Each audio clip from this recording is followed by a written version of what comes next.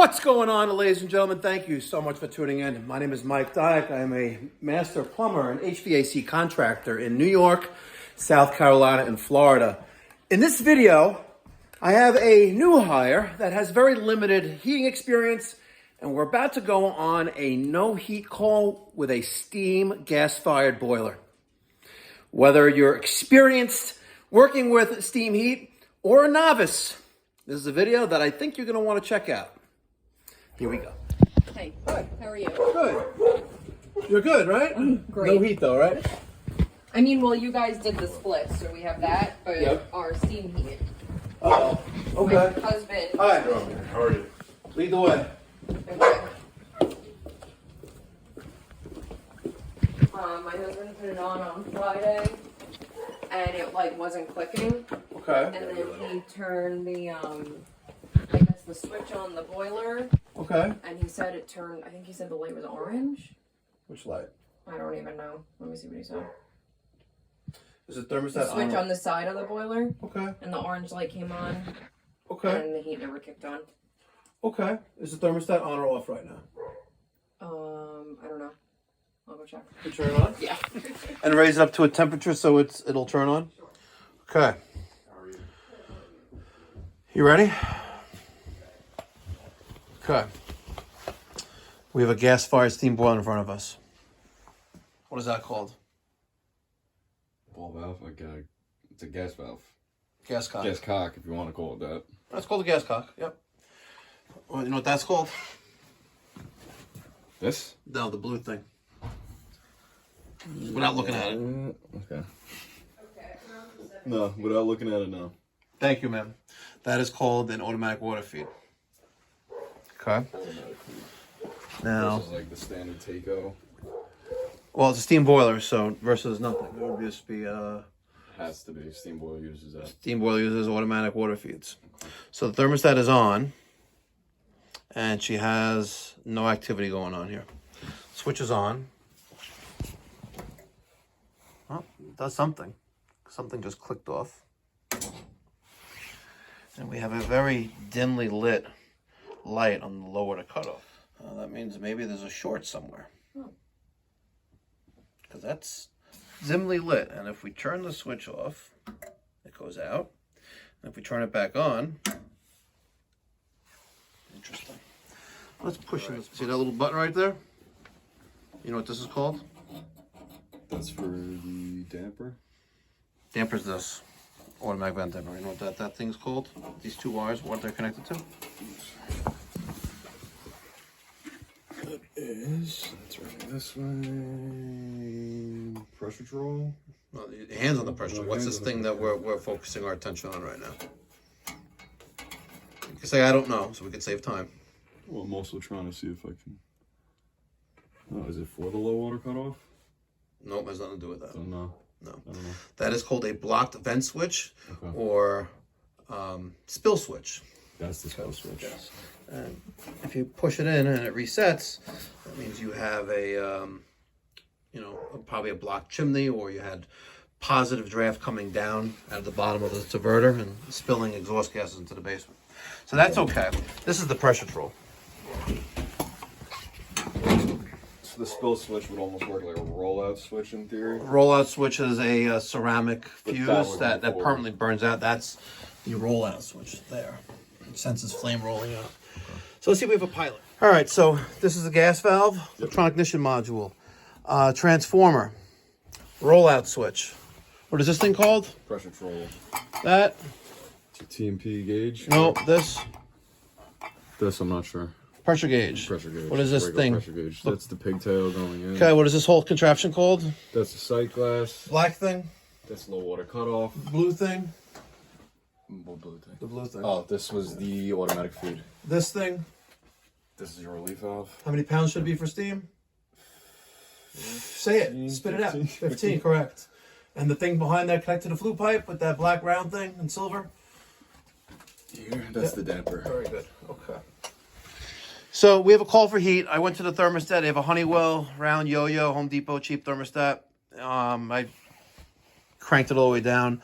Let's just see something here. Let's disconnect thermostat. if I may. Oh, I just pulled something off of that. Let's put that back there. Let's focus our attention on. Oh, nothing happened with that, huh?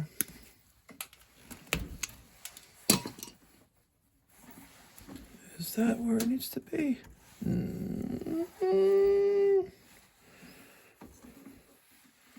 Hold on a second here. All right, added more water. Turn the power on. That light goes off relatively quickly. Water heater is now on, but what's going on with our automatic feeder?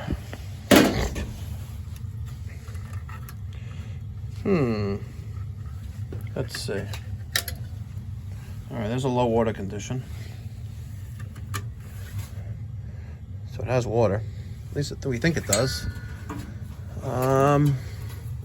Let's check components. Thought I just heard something. Damper. Thermostat. Let's put that wire. Hold that. Focus your attention on that rollout switch. Let's test for continuity across a few things. Let's take this bad boy out of here. Power's off. Let's check for continuity at our rollout switch. We know that works. We know that works. So our rollout switch is not the culprit. Got it. Because it has a closed circuit. Let's go to the back of the boiler with that lock vent switch. Taking off our 2 wires. Again, touch the sensor. Well, sounded suspect for a hot minute, but that's good. Next, pressure control. Pop this bad boy off. Let's get a Phillips screwdriver. I'm going to take out one of the screws. Put that right off to the side. And let's check our pressure control. Again, if you notice, I'm doing it every single time. To make sure. Pressure control. Pressure control. It's open. Yes, correct. Pressure control is open. Yeah. So, now, let's take off the other one. Okay. Now, we know there's no voltage here because the switch is off, right? But if you wanted this experiment, you'd hold both in your hands like this, and if you get a little zap, you know, you learned your lesson, right? So let's try to get this out of there. So now we know the pressure control is preventing a circuit on the safety limit for the boiler, right? And if I were to put these two together like this, right?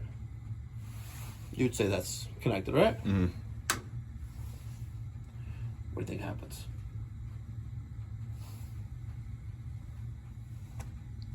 So you're jumping it out in theory, doing it like no. Right now, the pressure control is bypassed. So it's bypassed. Yes. I want to see if we get action from the boiler. Nothing yet. Nothing. We could have multiple issues here. So let's take a little delay in that. See that? The damper, yeah. I didn't do anything. We had a delay. Sometimes it's good to wait a minute, maybe 10, 15 seconds. Damper's opening. Damper's open.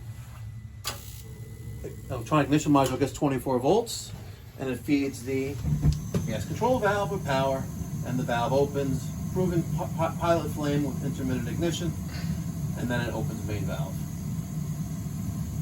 Houston, we have ignition. Wow. Not too shabby, huh? Not too shabby. Watch. And it should cut, yep. Now it goes off. Okay, now, are we done? No. Okay, are we done? Is our diagnosis complete? No. Is diagnosis complete? No. What's our next step? What does that say? The gauge? Is that what, 5? Yeah, they're never right anyway. Yeah. We want to, so that fired. We're gonna have to drain a little water out, no? Well, water level's That's here, fine. That's fine. which is above our pressure control and pigtail and pressure gauge. Test it here, we test it here, we test it there. Test it here. So what would you recommend that needs to be done next? Now I get it, you're a plumbing and drained service tech. Mm-hmm. Don't really know plumbing heating that much, but we're gonna teach you. Absolutely. So, what's the purpose of a pressure control? It's almost like a limit switch. Okay, if keep you're going. Supposed to set it. If it's at 15 psi, it won't allow the boiler to fire over that. Correct. Shut it off. Okay, but not nowhere near 15 psi for our realm of work, but usually it's 0.5 psi. That's, you'll learn that. But the pressure control is connected to what? The pigtail. And the pigtail is connected to what? The boiler. What's the purpose of the pigtail? That I do not know. The purpose of the pigtail is to keep the latent heat off of the pressure control, essentially keeping a trap, so it does not, the heat does not destroy the pressure control. Okay. Okay. Let's experiment again. I want you to hold that for a second. Got it. Okay. And I'm going to put a probe, a lead on one, a lead on the other. Now, there you go, right? Nothing, right? Mm-hmm.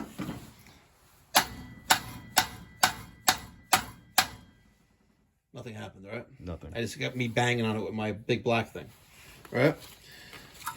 So let's spin off this pressure control. Now the boiler is cold, right? Facts? Yeah, cold. For shits and giggles, we'll open that up as well, making sure that there's no pressure in the boiler. Got it. Okay? Because that would suck if I take this off and I burnt my hand like I did a month ago, right? That would suck. It happens. And it's still kind of like fucked up, but it was bad. So now,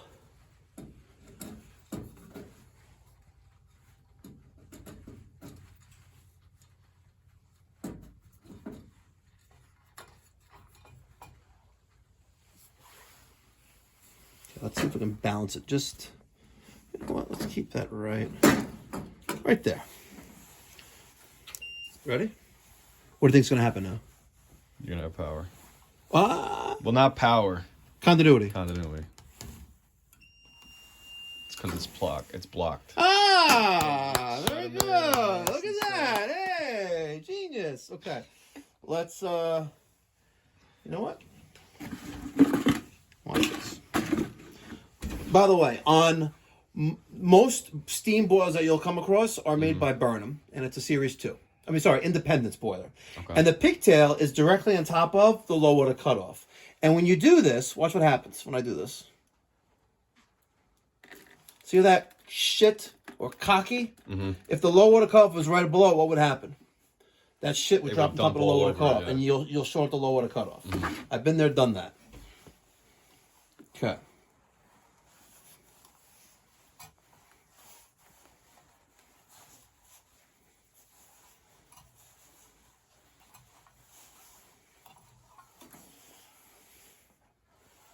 So this loopy looking pipe is clogged.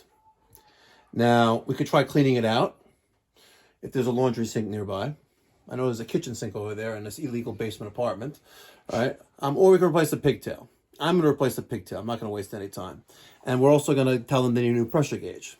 Okay. Because we need to know how much pressure is in the boiler. Mm-hmm. We should need that. Yeah. So we're going to recommend a new pigtail and a pressure gauge. But before we do that, we're going to make sure that the tapping connection where the pigtail connects to on the boiler is clear. And the easy way to do that is take the rod from the sight glass that protects the sight glass and shove it in there. And you can see it's clear, right? Okay. If it was clogged up, that's got to be cleaned out. Otherwise, the new pigtail that you put in there is going to be same result. FUBAR, right? Okay. Let's give her estimate. Okay. I go to my phone. With shitty service. All right, we gave the customer the great news, the price. So there's our new pigtail. Here's our old pigtail. Oh, it's a little bit shorter than the other. Will that be a problem? Hopefully not. It may be a problem getting on the pressure control on. Let's see something here. Let's see. If that's on there like this, will this let me spin it? Yeah, we'll manage. Okay, so here's our new pigtail. We're going to throw some Teflon tape on that. And then we're going to throw some Teflon tape on the new pressure gauge. See, it reads 0. Unlike this one, look, it thinks it's literally, it thinks it's like 8 psi. It's like retarded. And the burners look very clean. And one of the things we're going to do before we're done is combustion analysis. So as soon as Nick finishes wrapping that Teflon tape, a minimum 5 times around each threads, we'll put that on there, hook this up, fire up, and do a combustion analysis. All right, got a new pigtail in. We got a new 1/4 inch brass T, 1/4 inch nipple, and that way I can get the pressure troll on without hitting the left side boiler jacket. Okay, nice and good there, sweet. Make sure that's nice and level. Now we're going to connect our wires back to our pressure troll. It's quite simple since there's only 2 wires. I mean, sorry, 2 terminals. Some pressure trolls have more than, I need to do a little needle nose there. Right there, the old needle nose on the floor, and just pull up that tab on that right there. And so it, Pull it straight up. yeah, just so it, well, you want to bend it up. Like that. Yeah.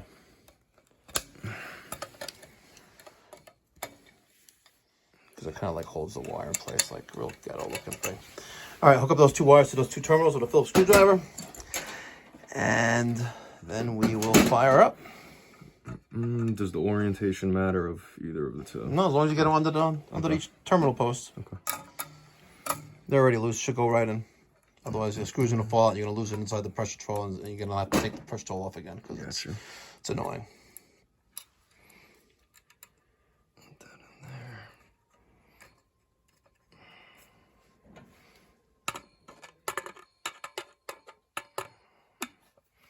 Sorry. There you go. Excellent, nice and snug.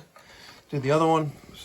We're gonna notice that our gauge is, I'm sorry, our pressure troll is reading, it looks like 2 psi, and that really should be 0.5, but whatever. Let's hit that switch, fire up, fire in a hole. A la peanut butter sandwiches.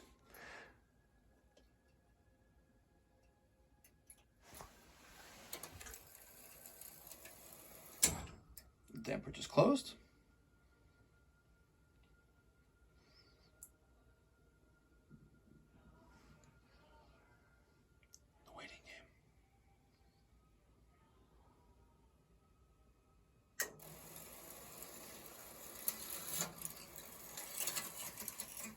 Damper's opening.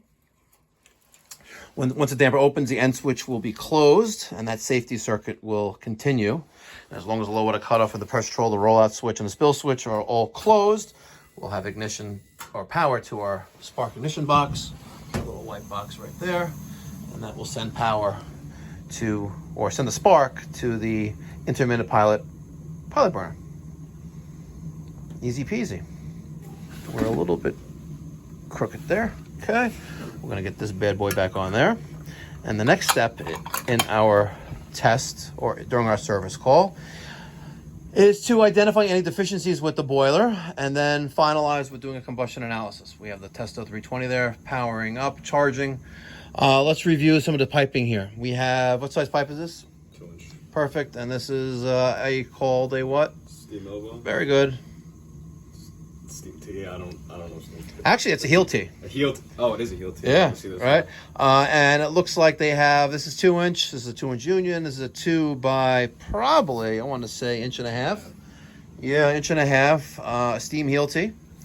On this run side, this is the bull. Run is 1.5 inches, and that's okay. You can go down one size, and that becomes the equalizer. We do not have. Wow. We have a very funky arrangement here. We typically not. We don't have a Hartford loop. We do not have a Hartford loop. We have a T that's down there, which then is off of this steam line, probably a return line. This is the water. That's the wet return there. It got me what this is about. Interesting, but there's no Hartford loop. So that T, if it was to be the Hartford loop, would need to be halfway of the sight glass, and it's not. So we'll let this thing warm up, create some steam, and then do a combustion analysis. Okay, let's explain electrical. Grab that the front cover. Yep. Flip it over.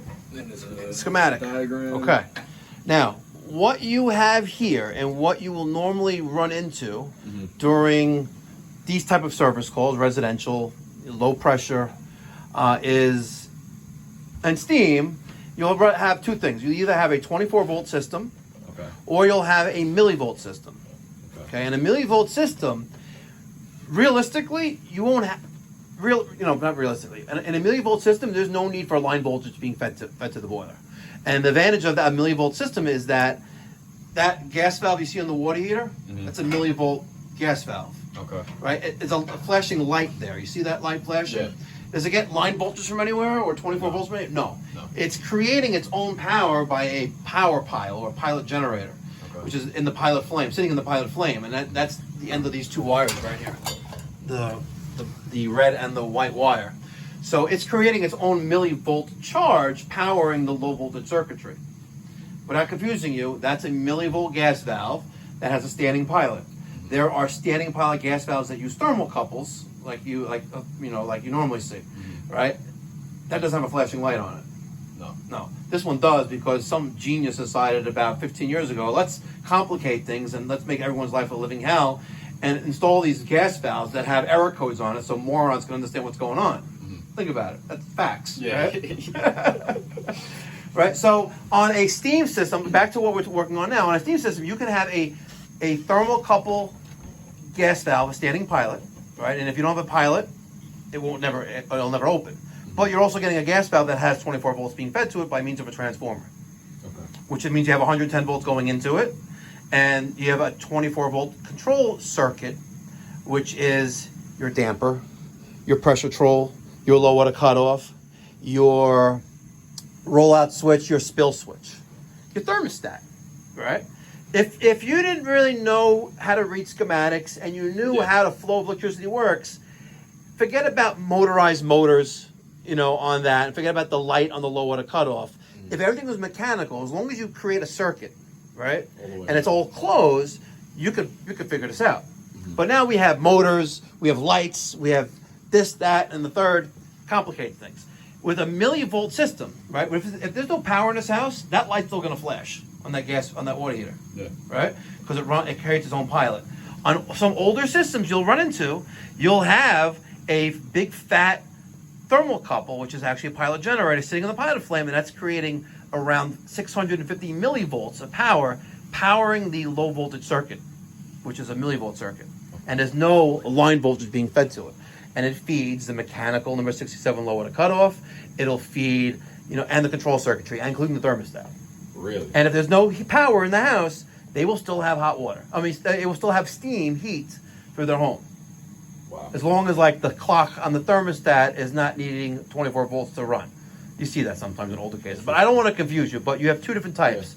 So let's talk about the control circuitry, which is what I want to give you a good understanding of that first. We have line voltages fed from this disaster of a box right here, right? Yep. Maybe the switch on top of the basement stairs, the service switch there, line voltage coming in, and that's probably what all this is right here. And it's maybe even some more things. God knows what this is about and what this is going, whatever. There's a lot going on here. This is going that way, right? And then does it make its way here? I don't think so. Why is it going that way? Who knows? But forget about what you see here. You have line voltage coming down here, and it goes to a switch right there. There you go. And then it feeds this transformer. The back part of this transformer, you have black and a white wire, maybe a green, probably not, line voltage and neutral, right? And then you have R and C terminals here. R is power, C, and it's labeled actually. There's R, and there's C. C is that common or ground or neutral. R is 24 volts. And then we have what does that say? Y. Oh, remember Y from this morning on the thermostat on the heat pump call? And G. And G. Yeah. What the hell are they trying to do to me, right? And then, now it says here, look, 224 volt thermostat. It says it right there. What the hell are they trying to do to me? Why is there a Y and a G here? What is it? Cooling circuit and a fan circuit and thermostat? Oh, come on. Right? Why are they trying to F us, right? Yeah, right. Okay, so now you have 24 volts power and common, which is feeding things that need constant power, like the damper, and the low water cutoff. All right. On top of that, there's also the safety circuit, which then feeds the pressure troll, the low water cutoff, the block vent switch or spill switch, the damper end switch, and the rollout switch, and then it goes to here, and then it leaves here, and it completes the circuit with the thermostat in the middle, or not really, because there's the thermostat. What this does here, these are these glorified mounting posts. Okay. That's all they are. You know, this transformer only really has R and C. Everything else here is just secondary to that, because there would normally be something plugged in here called a thermostat relay. But I don't want to confuse you, but it doesn't need one. This boiler does not need one. Okay. Because the thermostat relay... That's what I was going to ask. So does this almost work, like a regular relay or like an aquastat relay? Yeah. It pretty much replaces it. Yeah, correct. Okay. Or this is what we call, with the plug-in relay here, this is called a fan center relay. Fan center relay. And I know this is a Whale McLean, Williamson fake Whale McLean boiler, but on Burnham boilers, US boilers, you'll see the actual module there or mounted here with a zip tie around it. And that connects to 24 volts and your thermostat, and that's what clicks every time the boiler gets a signal from the thermostat to turn on. There's our CP number. CGSA 100N IP, intermittent pilot. N for natural gas, IP for intermittent pilot. 100,000 BTUs, and this would be an 80% efficient boiler. Okay, the boiler's been running. Our pressure gauge should be reading nothing. It's a little crooked. Let's straighten that out a little bit. Or the other way. Okay. We're going to do a combustion analysis. Ready? Okay, there's our 320. It's running. We have an ambient temperature of here, 66 degrees. O2 is 20.9. That's where it normally is. That's normal atmospheric pressure. At normal sea level atmospheric pressure, we're at 20.9 O2. Now, this probe is going inside the top of the boiler. Sometimes it likes to stay there, sometimes it won't, but I'm literally inside the top of the boiler. I'm not going straight up. I'm going inside the top where the exhaust gases leave the top of the boiler, and before they get mixed with the diverter here and go up to the chimney, we're getting that measurement right there. And if you see, now we have some numbers. We have a stack temperature of 276 and climbing, O2 of 9 and dropping, 19 ppm or 19 parts per million of carbon monoxide, gross efficiency of 84.4. If you hit the down button a couple times, you'll see CO2. There it is, CO2 of 8.24. We're gonna let this sit there. If you scroll back up again, that flue temperature or the stack temperature will be in the low 4s generally for a steam boiler. A hydronic boiler will be lower than that. And the reason for that difference, even though we still have atmospheric drafted boilers, is that this is boiling water to create steam. A traditional cast iron boiler is only 180 degrees. And there's a little cheat sheet. Atmospheric gas boiler. Stack temperature 325 to 500. O2 4 to 9%. CO2 6.5 to 8%.